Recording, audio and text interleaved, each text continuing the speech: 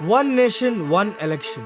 मैं Narendra Damodar Das Modi What's this one nation, one election? सिर्फ एक चर्चा का विषय नहीं है, ये भारत की जरूरत है। As usual, like in every case, there is a huge support to it on one side and a huge opposition to it on another side. The ruling NDA is keen on having simultaneous election. And as a responsibility of the opposition to oppose it, the opposition India alliance are already opposing it. Ultimately, in any polarizing issue, you need to take a stand. But blindly taking an uninformed stand, is it good for anything? No. So in this video, I'm gonna bring up both the pros and cons of one nation, one election with enough data, case studies, examples, and help you take a well-informed stand with regards to this issue. Let's start.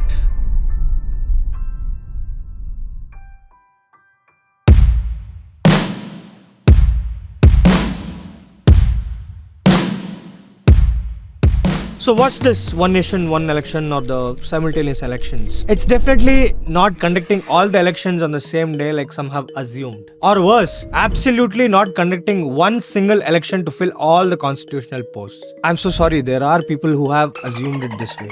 So simultaneous election is about conducting all elections at the same time, not necessarily on the same day. By all the elections, I mean the Lok Sabha elections that elects your MPs and all the state and union territory assembly elections that elects your MLAs. It doesn't include the local body elections, the municipal elections or the panchayat elections. Only the general elections that decides the PM of the country and assembly elections that decides the CMs of all the states will be held simultaneously. Why local body elections are not included is because these are conducted by election commissions of respective states and not the election commission of India. Now, how is it being held? Not simultaneously.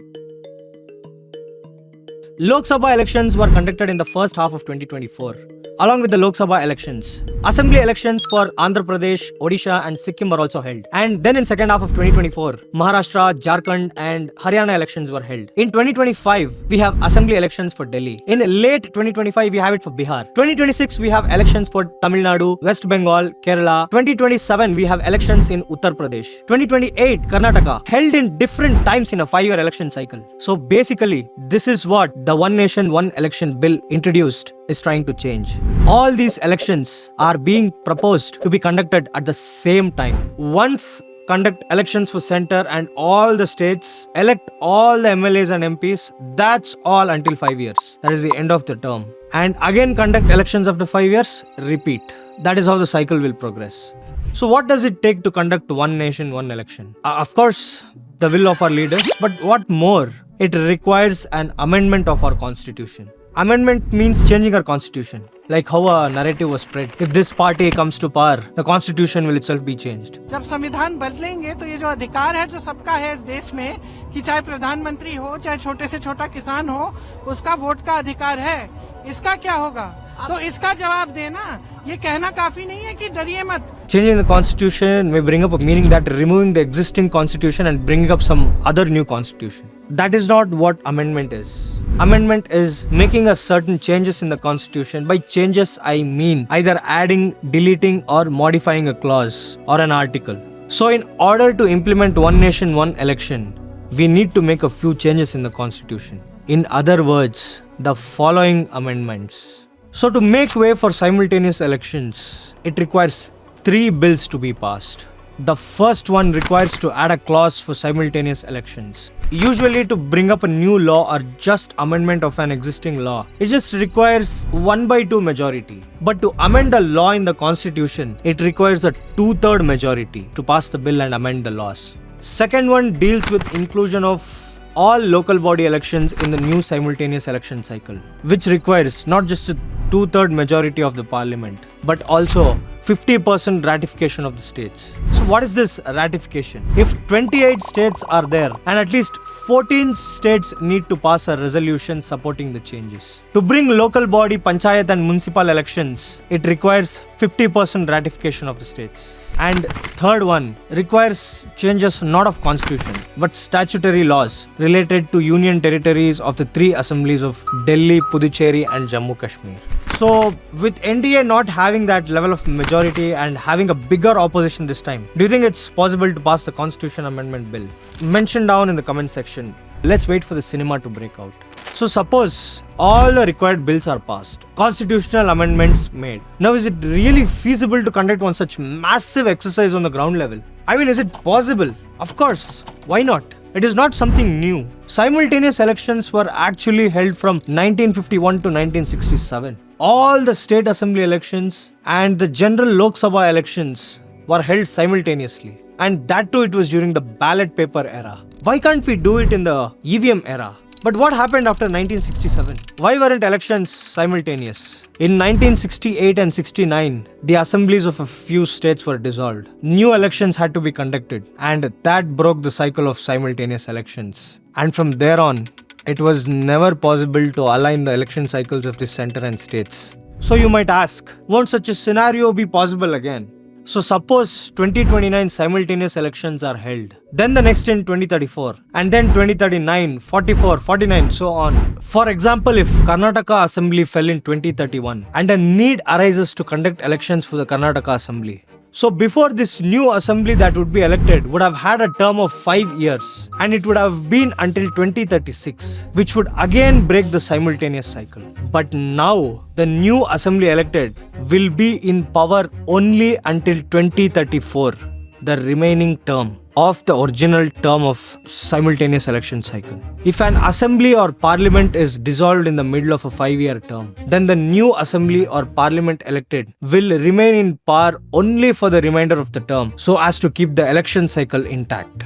Okay, this is after we started implementing simultaneous election. But now we have a bigger challenge. How do we align the non-aligned election cycle for now? For that also there's a plan. At the time of the next election for Lok Sabha, all the state assemblies will be dissolved irrespective of their remaining term. So for example, we had Maharashtra assembly elections in November. So normally the Maharashtra assembly's term would end in November 2029. But to accommodate simultaneous elections, Maharashtra assembly's term would end in May 2029 itself. Karnataka's next assembly election is scheduled in May 2028. So its term will be extended until May 29 to make way for the simultaneous elections. So basically, to accommodate simultaneous elections, state assemblies might be extended for a year or two or curtailed by a year or two. That is how it's being planned to bring all the election cycles in alignment. Some haters were arguing this is a diversion tactics by the ruling BJP government. Adani के corruption से ध्यान हटाने के लिए one nation one election की बात हो रही। No. Simultaneous elections is an idea that was born since the 1980s. Law Commission had published a report recommending simultaneous elections in 1999. Election Commission had published recommending the same way before in 1980. But since 1990s and 2000s had coalition governments, no government gave a thought to it. In 2014, it was the Modi government that gave a thought to it. And it has been a part of their manifesto ever since they formed the government. Now you might have got a good idea of what one nation, one election is. But what's the rationale of bringing this up? 1 is saving expenditure. 2 is for good governance. One of the main reasons for bringing this up. And 3 is easing electoral process for the voter. Let's understand how it can save expenditure. By expenditure here, I mean the expenditure for the election commission and the expenditure for the parties and the candidates. But before that, let's understand what constitutes the expenditure of the election commission. And just imagine, when there are 2 elections conducted on 2 different timelines, the cost of election establishment, that is setting up the booths, logistics, maintaining the security, would have to be done twice. So there is doubling of the expenditure, right? The entire expenditure of conducting Lok Sabha elections is borne by the government of India, and that of conducting assembly elections is borne by respective state governments. Suppose elections are held simultaneously at the same time, it need not incur expenditure twice. The expenditure is shared between the central government and all the state governments. Although initially the expenditure is borne by state governments, once elections are over, an audit is conducted. After audits, central government will reimburse the expenditure to the states. This expenditure is shared on a 50-50 basis and reduces the overall incurred expenditure. So there is no doubling of expenditure here. But there is still a catch here. For simultaneous elections, you would require more number of EVMs and VVPATs than usual. 50% higher deployment of forces, which would incur higher costs than normal. Yet, experts say these higher costs will still be lesser compared to the 5-year expenditure of frequent elections. to quote how much money is required. We don't have an authentic source to verify the numbers that are making rounds. Another advantage is even the party and candidates' expenditure comes down. We all know how parties spend money. They spend money on election rallies, advertisements, and a lot of other stuff. Often with the urge to win elections, parties and candidates end up spending more than their prescribed limits, which leads to corruption and black money circulation. If elections held simultaneously, parties may not have to spend as much money as compared to when elections happens at different timelines. Same money can be utilized to campaign for both assembly and general election.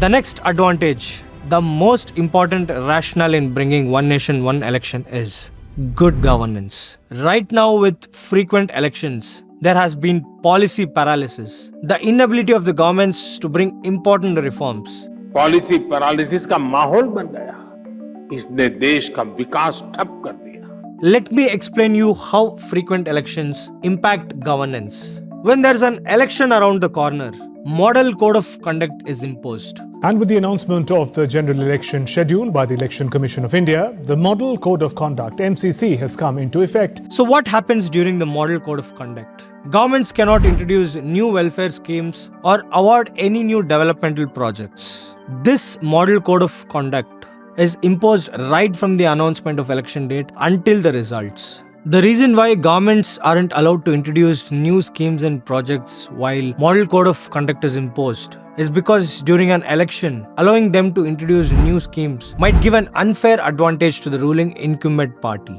We all know our politicians. To win elections at any cost, they might just try to lure voters with cash schemes or road projects for short-term gains. To avoid this, model code of conduct comes into play. So we can't change this provision in the model code of conduct. And having 5 to 6 elections each year on average will only more sort of hamper development. So if all elections held at once, development activity could be suspended for hardly 2 to 3 months. Unlike in a scenario where there are frequent elections in a year and 7 to 8 months in a year, the model code of conduct is imposed. Another added advantage, the governments, instead of being in perpetual election mode, can focus on development for a longer term rather than on short-term electoral gains. A point to be noted, existing schemes and projects don't get halted. They continue to be implemented. Only new ones are not allowed to be introduced. So to push governments on focusing on implementing developmental activities efficiently and deliver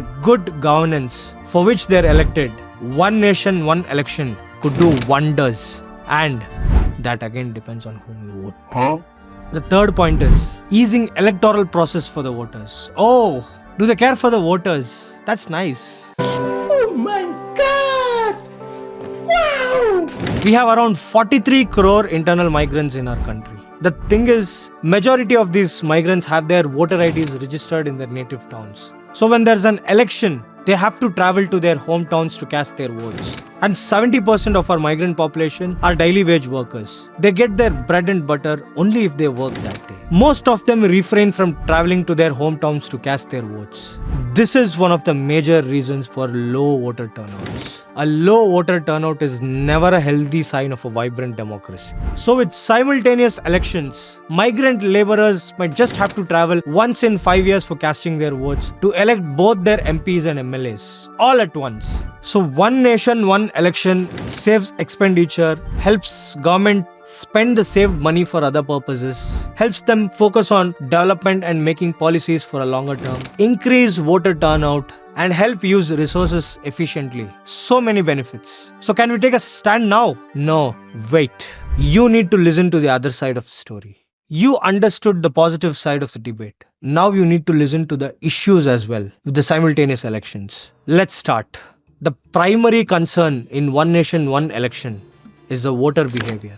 According to an IDFC study, there's a 77% chance of the voter voting for the same party if simultaneous elections are held. National issues and state issues are different. National issues would revolve around infrastructure, income tax, foreign policy, railways, many more. On the other side, state issues would revolve around agriculture, health, education, policing, many more. While casting votes, voters need to be aware of national issues while voting in the Lok Sabha elections and state issues while voting in the state's assembly elections. Critics argue there are high chances people not differentiating national and state issues and voting for the same party in case of a simultaneous election.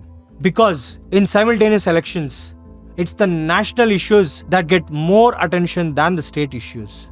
This again depends on the literacy of the voter to differentiate between the national and the state issues. It is absolutely the voter's choice to either vote for a national party or a regional party. But he or she has to keep national and states issues in different terms and cast his or her vote.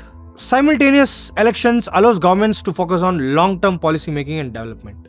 Right. But there's an argument here. The frequent election cycle kept the leaders and politicians in toes with the public. If there are elections just once in 5 years, it could likely reduce the accountability of the political leadership to the people.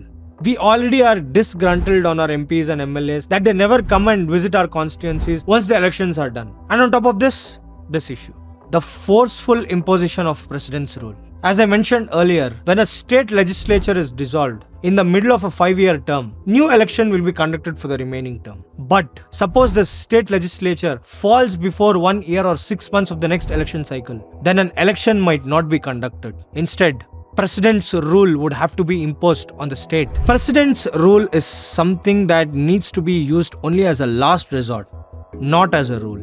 That is again a blot on federalism and the democratic principles of the country. If state legislatures are dissolved, okay, fine. President's rule can be imposed for the remainder of the term. But what if the parliament is dissolved before the end of the normal term? And that too before a year of the next elections. There is not much clarity on what could be the plan of action in such a scenario. In my opinion, I think elections would have to be held for just a 1-year term, which probably wouldn't be. Instead, an interim government would be formed for the rest of the term. With so many benefits, there are some pressing challenges, as like in any reform. Like how we had arguments for the pros of simultaneous elections, we do have some counter arguments for the cons.